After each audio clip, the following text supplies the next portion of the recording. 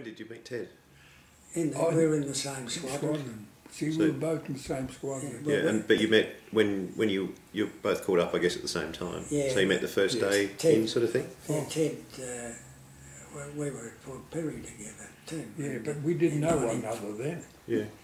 I went to Port Perry to open the station, then I went to Sale to open it. Yeah.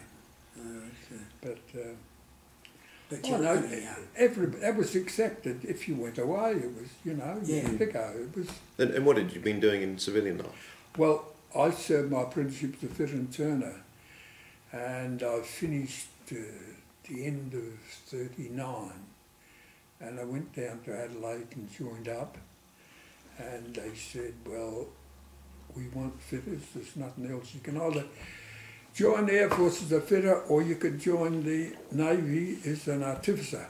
Mm-hmm. And I said, I'll join the Air Force. And then it was May 1940 before I got called up, because they had no aircraft. That's the way to get some aircraft. Yeah. And Doug, what were you doing in civilian life? I worked at Chrysler's for 40 years, yeah. And so before and after the war? it was Mitsubishi, you know, that just closed down. But yeah, before and after the war, yeah, I started there as a lad, you know, and... So you were given much the same choice as Ted?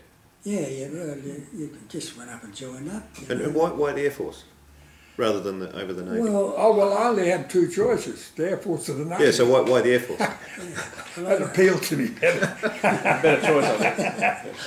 Yeah, I can't remember whether I had a choice, you know, whether I... Did you ask a girlfriend, you know, what uniform would you prefer me in? No, see, the manpower controlled everything. Yeah. You know? And if you were a fitter, well, you didn't have much choice. As far as aircrew, until the end of the war, fitters had no hope of getting into aircrew. Oh yeah. How many fitters would you have had working on in a squadron, for example? You would have had what, 24 aircraft? No, yeah, well, yeah. It was plus a couple of spares. Divided into flights, because I'm more familiar. See, I was the flight sergeant in charge of B flight. Right. We didn't have a great number of fitters. We only had a few. There were 2 A's and 2 E's. And then during the war, they brought in what they called flight mechanics and flight riggers. It was a slightly lower grade. Right. But you had more.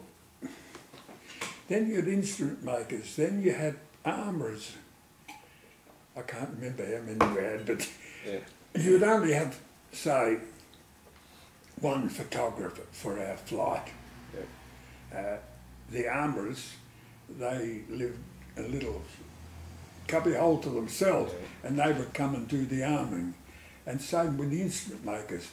So really the only people you had in your control were the flight rigger, the fitters, the flight riggers and the flight mechanics.